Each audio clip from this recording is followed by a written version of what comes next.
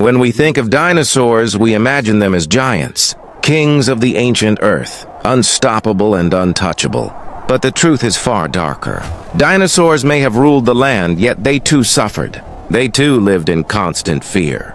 They too were hunted, trapped, and killed in brutal ways that most of us never imagine. Their world was not just survival of the fittest. It was a world of cruelty, where dinosaurs themselves were victims of endless zulm. Tonight we will uncover the forgotten predators, the terrifying monsters that feasted on the rulers of the earth. Let's begin with the most merciless killers of all, the super crocodiles. Imagine a hadrosaur, a peaceful plant eater, stepping down to drink at a riverbank. The forest is quiet, only the soft sound of water. Suddenly, chaos! From beneath the muddy surface, a giant jaw bursts upward. This is Dinosuchus, a crocodile the size of a bus, with teeth that could crush bone like paper. The dinosaur screams, thrashing, but it's too late. In seconds, the creature is dragged underwater, drowned and torn apart. Fossils with massive bite marks prove that Dinosuchus and its cousins hunted dinosaurs mercilessly. Every visit to the river was a risk, because the rulers of land became helpless prey in water. But even the skies showed no mercy. High above, shadows circled, the pterosaurs. While some were fish eaters, others, like Hatzegopteryx, grew so large and so strong that they hunted baby dinosaurs. Picture a group of young sauropods, newly hatched and taking their first steps. Suddenly, the ground darkens as a shadow falls. The mothers roar, but the giant flying reptile has already swooped down.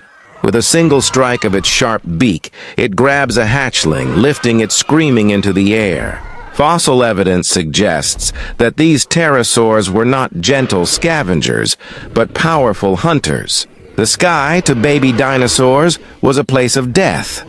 And if crocodiles and pterosaurs weren't enough, mammals, the very ancestors of humans, joined in the zulum. People often think early mammals were weak, hiding in the shadows.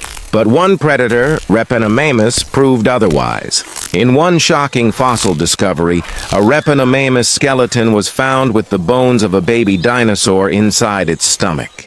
Imagine that moment. While dinosaurs ruled the earth, tiny mammals dared to sneak into nests, drag babies out, and eat them alive. For the dinosaurs, there was no safety, not even inside the nest. The oceans told the same story of horror. There, monsters even more terrifying than dinosaurs swam freely. Mosasaurus, the giant of the seas, stretched over 50 feet long. To this predator, a dinosaur near the water's edge was nothing but an easy snack. Imagine a hadrosaur cornered, forced into the water to escape a predator on land. It swims desperately, only to feel the jaws of a mosasaur snap shut from below. With one bone-crushing bite, the ocean claimed another victim. In the sea, dinosaurs were not kings. They were intruders, devoured by beasts far deadlier than themselves.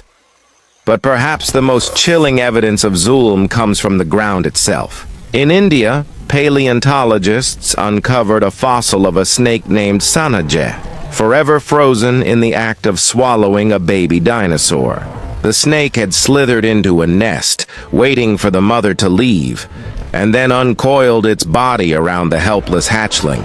The fossil shows the dinosaur caught in the snake's jaws, silenced before it could even live. This discovery is proof that dinosaurs, even before they could grow, were hunted without mercy.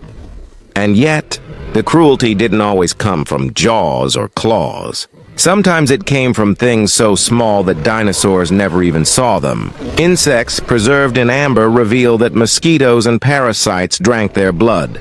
Just like today's animals suffer from disease, dinosaurs too were weakened by infections, parasites, and silent killers too tiny to fight.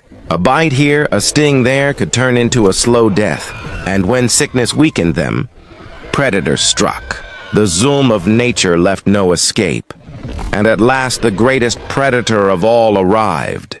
Not a crocodile, not a mammal, not even a giant reptile, but the earth itself, 66 million years ago, a rock from the sky tore through the atmosphere and crashed into Mexico. The explosion was greater than 1 billion nuclear bombs. The skies turned black, plants died, oceans boiled, and fire consumed the land. Dinosaurs, both hunters and hunted, faced their final enemy. They were powerless, victims of a force so much bigger than them. In that moment, every dinosaur, from the smallest hatchling to the mightiest Tyrannosaurus, fell to the same fate. The last Zulm of all was extinction. So next time you imagine dinosaurs as unstoppable monsters, remember this truth. They too lived with fear. They too were hunted down, dragged underwater, torn apart, carried away, swallowed alive, and even destroyed by the smallest of creatures. Crocodiles crushed them. Pterosaurs stole their young. Mammals devoured their babies. Snakes invaded their nests. Insects drained their blood. And in the end, even the heavens themselves turned against them. The age of dinosaurs was not just the age of hunters. It was the age of suffering, of Zulm, of constant battle for survival. The kings of Earth were also its victims.